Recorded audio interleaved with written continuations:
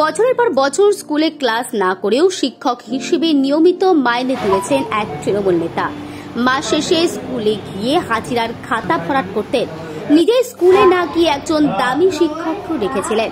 চণ্ডীপুর ব্লকের Bhagabankhali new primary স্কুলের শিক্ষক স্বপন প্রধান পূর্ব মেদিনীপুর জেলা পরিষদের সদস্য। ওই তৃণমূল নেতা তারই ভাইয়ের স্ত্রী অমিতা প্রধানকে টিচার হিসেবে রেখেছিলেন ক্লাস করাতে। দীর্ঘদিন অনিয়মিত চলার পর কলকাতা টিভির মাধ্যমে জেলা শাসকের কানে খবরটি পৌঁছে যায়। জেলা শাসক ডিআইকে নির্দেশ দেন ঘটনাটি তদন্ত করে দেখার জন্য। ডিআই তরফে শোকজ লেটার দেওয়া হয় অভিযুক্ত শিক্ষকের হাতে। স্কুলের ছাত্ররাও এক কথা স্বীকার করে নিয়েছে।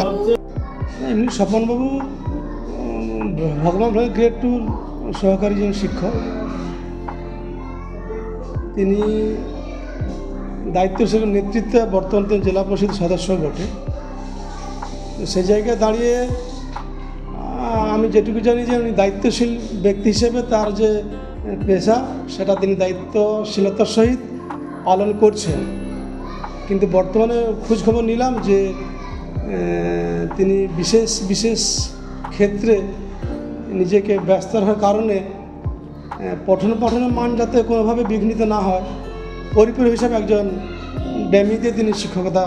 আমাদের এসআই সাহেব সেখানে এনকোয়ারি করে একটা রিপোর্ট উনি পাঠিয়েছিলেন। সেই রিপোর্টের পরিপ্রেক্ষিতে আমি একটা শোকজ নোটিশ পাঠিয়েছি হেড টিচার একজন থ্রু দিয়ে সেই কনসার্ন টিচারকে, সেটা আসুক, তারপরে আমরা আমাদের আইনানুগ ব্যবস্থা নেব। দেখুন, বর্তমান পশ্চিমবঙ্গের যা অবস্থা তাতে এ ঘটনা স্বাভাবিক ঘটনা, এটা অস্বাভাবিক কিছু ঘটনা নয়। যেমন ঝাড় এলাকায় ঠিক তেমন বাঁশই আছে। আজকের দিনে শিক্ষা ব্যবস্থা এমন ভেঙে পড়েছে, অভিভাবক থেকে ছাত্র কারুরই স্বপ্ন আর নেই। কেন, শিক্ষিত হয়ে চাকরি কর্মসংস্থান নেই, সেই পরিযায়ী শ্রমিক হতে হবে। সে জায়গায় অভিভাবকরাও সতর্ক নয়, ছাত্ররাও স্বপ্ন দেখে না, এবং যারা প্রশাসনে আছে তারাও জানে কোনো রকম মাস ফুরালে বেতন পেলেই চলে।